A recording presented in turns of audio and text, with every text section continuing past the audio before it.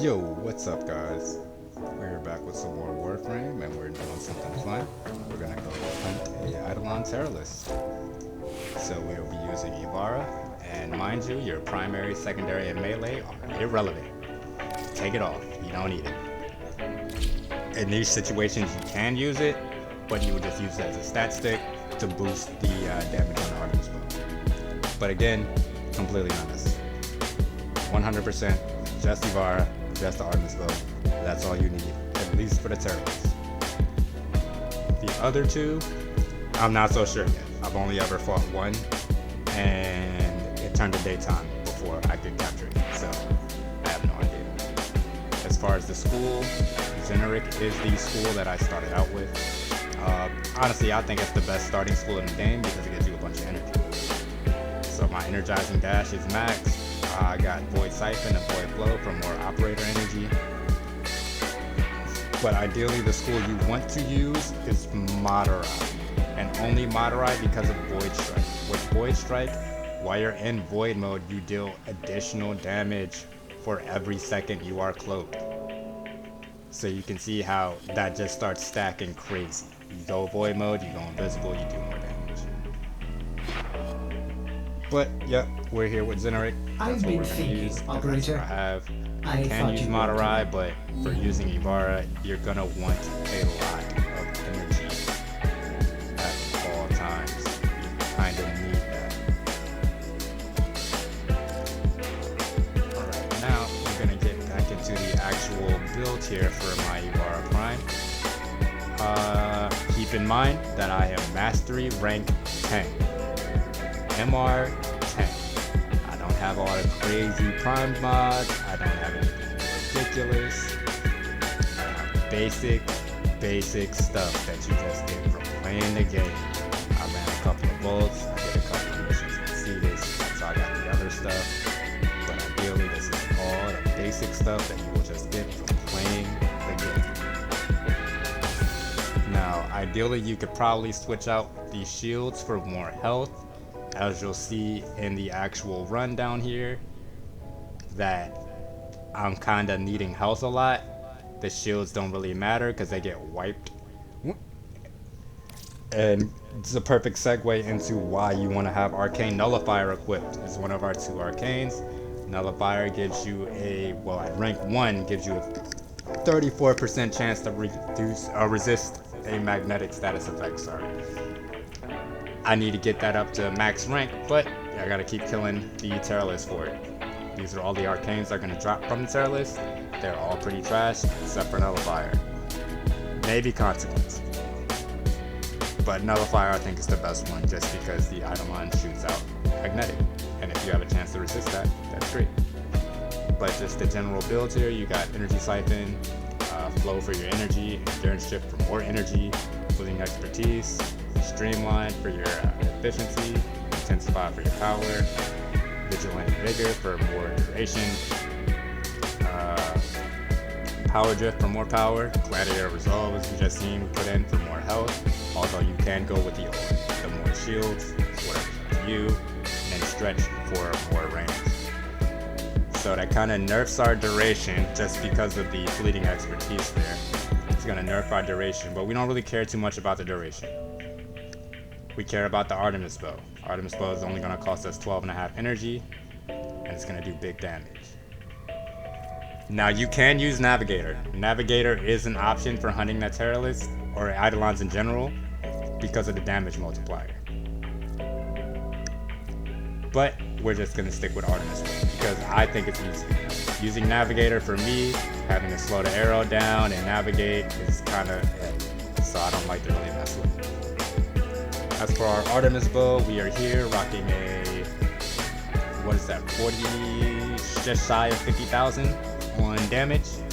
So we got Split Chamber, plus 90 multi-shot, Vital Sense for your crit damage, Heavy Caliber for more damage, Vigilant Ornaments for more damage, Serration for more damage. We're just trying to get more damage out. That's all we're trying to do. We want as much damage as possible. You're gonna see. You're gonna need it. most people use the Rubico as a sniper rifle for the Eidolon limbs. I think it just costs too much forma to make it worth it. I'd rather use Ivara because it's more fun, and I like using other frames. It's just, I don't like using the standard meta stuff. We want to do something fun. So obviously we have your fire and your electric mods, your two elementals to make radiation. Radiation is going to be super effective against the Eidolon because they have alloy armor. And that's going to say we don't care about 75% of that. So essentially we're just getting straight to the money. We don't care about what armor you got on, we're getting it on out of there. But as you can see, just shy of 50, just south of 50,000 on damage. And I shoot 17.5 arrows. However you get half an arrow, I don't know, but I shoot 17.5. At base with no mods, no nothing, the Artisan's Bow will shoot 7. Maxed out, it will shoot 7 arrows. I am at 17.5.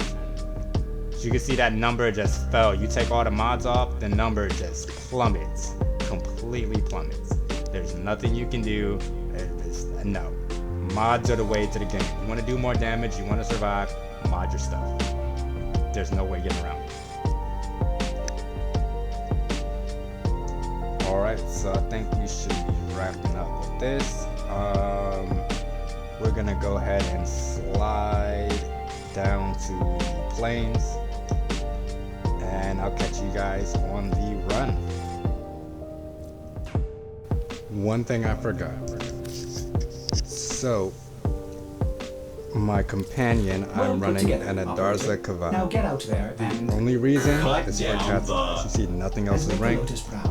Cat's Eye grants me 60% increased critical chance for 10 seconds to all allies within 25 meters every 20 seconds. Only reason you're running that. You need more crit damage. As we've seen, I'm already pretty up there.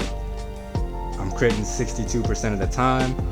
I have a crit multiplier of 4.4 with the Kavat. You're definitely in red crit territory. Red crit territory for sure. You're red critting on stuff. It's not super consistent. If you mod it up a little bit better, not too much the Kavat, but if you could fix some things on an Artemis bow, you'd be up there.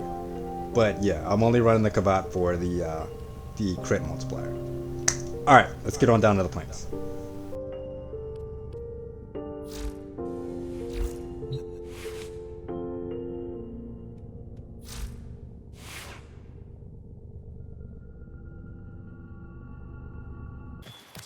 You pay me in red. See you again, eh, Tino?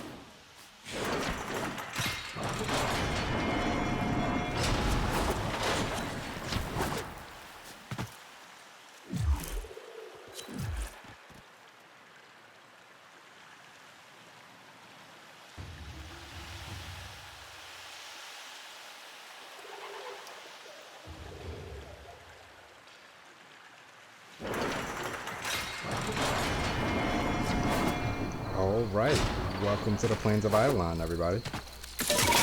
First thing you want to do here, if you are not the host, you want to look up and see if you can find yourself a Terralist. Because there's no telling if anybody else is looking for that. You might be the only one in there trying to actually kill it.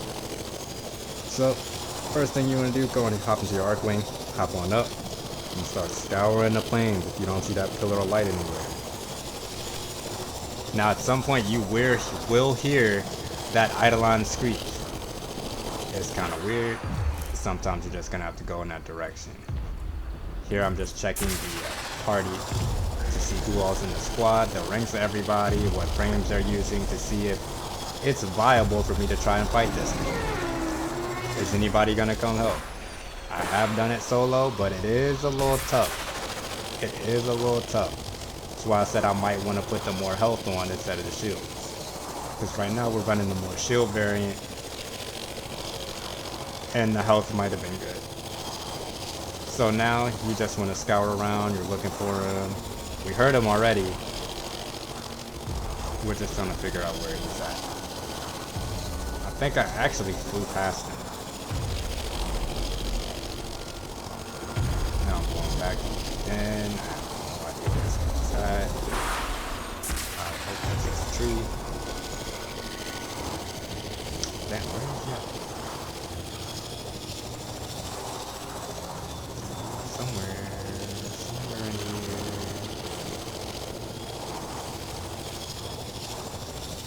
And now, yep, see, you guys hunting the Eidolon.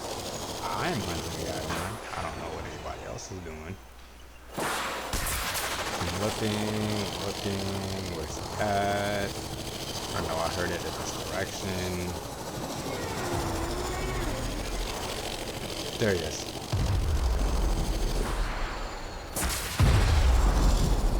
Alright, once you find that trellis, you want to mark him.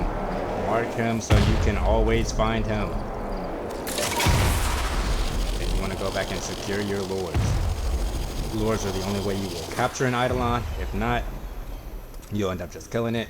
You need at least 2 lures for a Terralist to capture it. Also, capturing it makes it easy because he can't run away. Alright, here we are. We got our lure here. There's one over there. It's fully charged. We're just going to charge this guy up. Over here. Bombers here. Boom. Right. 2. Charge. In there. And okay, we're fully charged. Get out of here. You want to just fly back to the Terralist with your lure.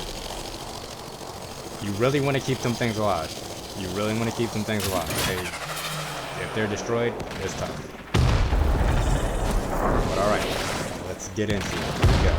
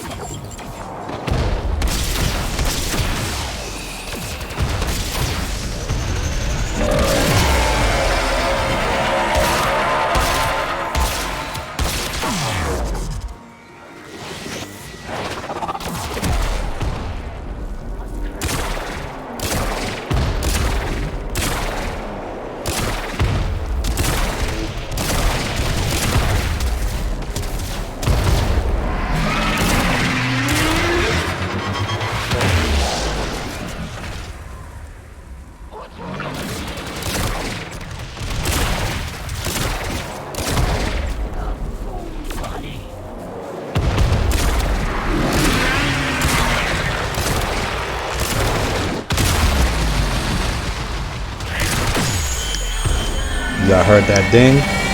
That ding means that you have successfully destroyed one of the lens, one of the Synovia on the Terralists. There are 4 on the Terralists, and it just goes up by 2 for everyone after that. There's a total of 3 islands.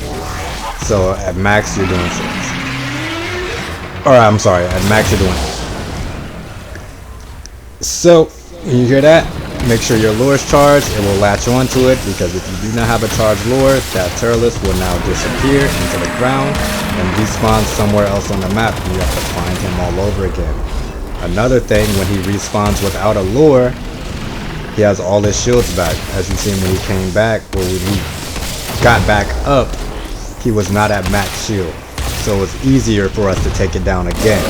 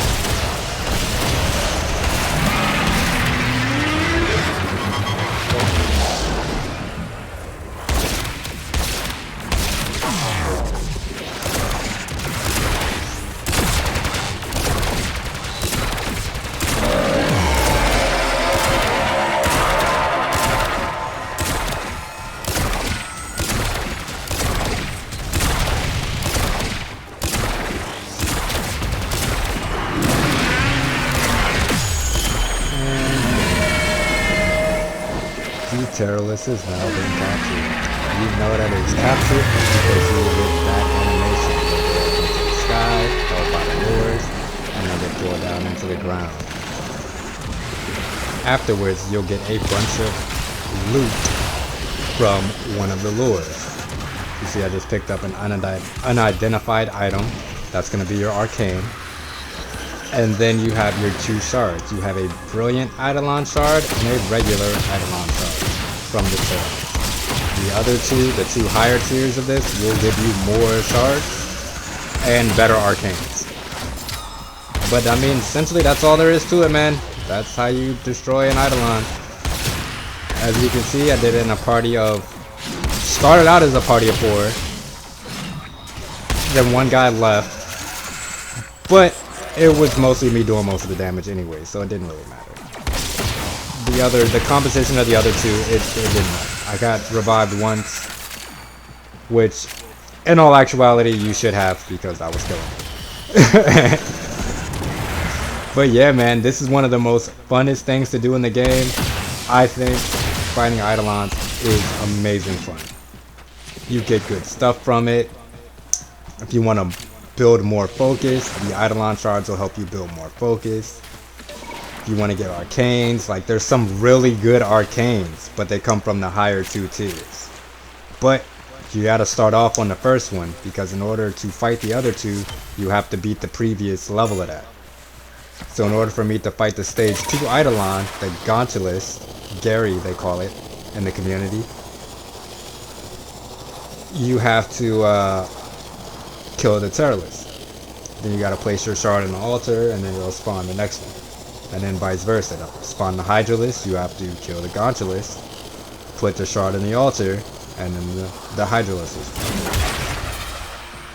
But yeah, that was it, man. That was hunting Eidolons. Now we're getting back to the gate because we have accomplished our mission here. And I think we're gonna slide on out of here.